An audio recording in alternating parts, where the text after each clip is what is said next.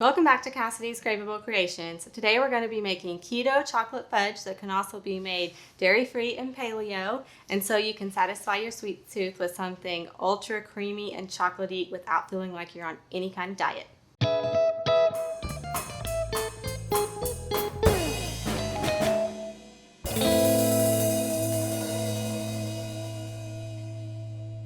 And to see more keto and paleo recipes like this, be sure to hit that subscribe button and notification bell below so you'll be alerted each time I post a new video.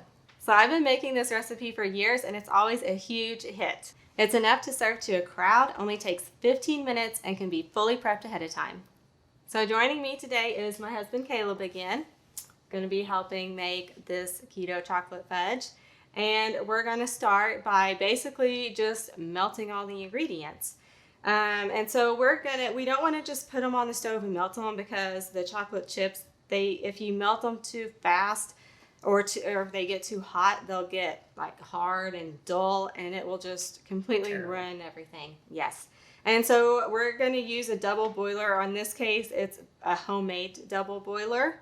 And so I just have a small pot with water in it, and I'm going to turn it on to a boil, and then I have this heat-proof bowl on top. And I'm going to just melt everything in this heat-proof bowl, and basically the boiling water will melt it, because that'll be the perfect temperature for the chocolate chips to melt. That's really smart. Why, thank you. Did you come up with that? No, I did not come up with that with myself. Well, it's very smart. Thank you. And I'm not going to turn this on yet, because it's very loud. When I bought it, I didn't realize it had a really loud fan on it. So, so I'm going to add all the ingredients and then I'll cook it after that. Okay, so we're going to start with some keto and paleo chocolate chips. And I'm using the Lakanto brand because they are both keto and paleo and they taste really delicious. But there are a lot of really good high quality chocolate chips on the market. You should let me know in the comments below which kind of chocolate chips you like. So. And then we're going to do, below there? Yes, the comments are below down Good. there. I them. And then 2 tablespoons of butter or coconut oil, either one. Actually, if you use honey to sweeten this, I recommend coconut oil, but we're using keto powdered sweetener. This is coconut cream. If you are not dairy-free, you can use heavy cream, which is the same as whipping cream. A lot of people ask me that. This is our keto powdered sweetener. I don't usually recommend erythritol blends because sometimes they leave an aftertaste, but in this case, you have to use erythritol. Otherwise, the fudge will never set up, and it will. Oh, I'm not going to use that yet. I'm going to add that after it heats. That's okay. What was I saying? Oh yeah, because if you use like allulose and monk fruit or xylitol, something like that, the fudge will be so soft. It will never set up, and it will just make a giant mess. Oh, I'm not going to use that yet either. I'm just going to melt all of this stuff in my double boiler, and then I'll see you back here after it's melted.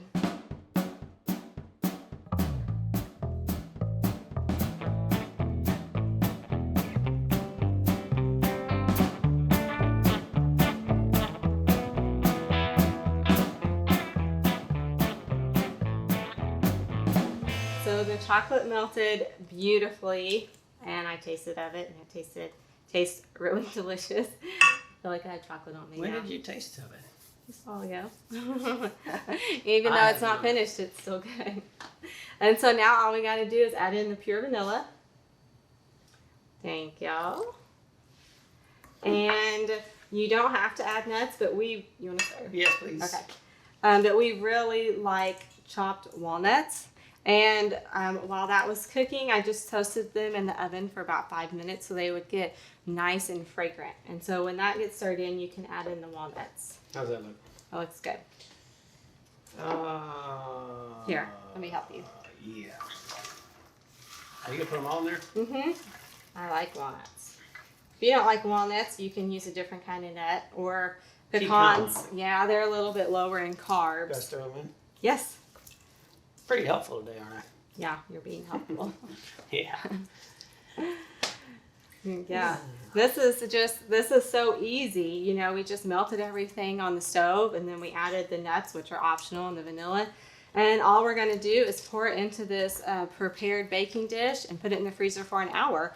And then I can't remember exactly how many it makes. You cut them into 1-inch squares. I almost think it makes like 36 pieces or something. I have to look on my website. But, you know. I could eat 36. I don't remember. I haven't. I figured it out at one point. These. No, they're really rich. Okay, you ready? Okay, yeah. Go ahead and pour it in our lined pan. I had a little bit when you weren't looking. What'd you It think? is super good. Yeah, it's really, really good. Because you had some, so I thought it was only fair if I had some. I did have some. Yeah, and it's really rich and creamy. Oh, there's still a whole lot in there. I like to get all of the chocolate out. But I was saving it for later. Oh, well, I'll save you a little bit. There's still quite a bit. Yeah. Yeah, so this, it just sets in Don't the tell the freezer. kids about it. Ooh. Yeah, we might keep it a secret for a while. I don't want to let this go. Yeah, so you could just make this and put it in the freezer, and then when company comes over, you can just set it out in a nice dish, and it's delicious, and it looks like you worked really hard on it. No one will know it only took 15 minutes, and you made it like the week before. Okay, we'll see you back here after this is set. So the fudge was in the freezer right at an hour, and it looks like it's set up just perfect. So we're just going to lift up the what is this called? Why can't I think of what anything is called? Tin foil. The foil, yeah. Yeah, use it as handles, and we'll put it right here. Lay this out flat, and we're going to take a sharp knife. This is the sharpest one I have. I need to get a knife sharpener, speaking of that. Wink, wink. And we're just going to cut these into like 1-inch squares. See if I can do this left-handed. No, I can't. I'll have to do this with my right hand. Oh, yeah. Look at this. And just go. It's stuck right there.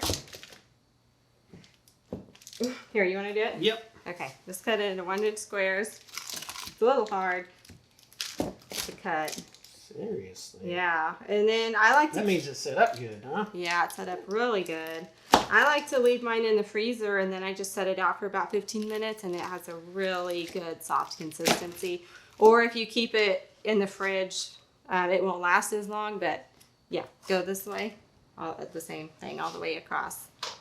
Yeah, you can keep it in the fridge, and it'll keep a perfect consistency, and it won't last as long, but that might not matter, because, I mean, I usually eat it all pretty quickly anyways. I'm going to eat this pretty quick, I can tell you that. Yeah. That one's trying to get away from me. I got him. One more. Nice. Okay, you ready to try it? I'm going to take this piece here on the corner. You going to take one? Yes, I'm going to take the opposite. Okay. It seems like it'd be really hard because it was hard to cut. And it's actually really soft and smooth, don't you think? It's really good. With the really fragrant nuts in it that we toasted. It's delicious. Yeah.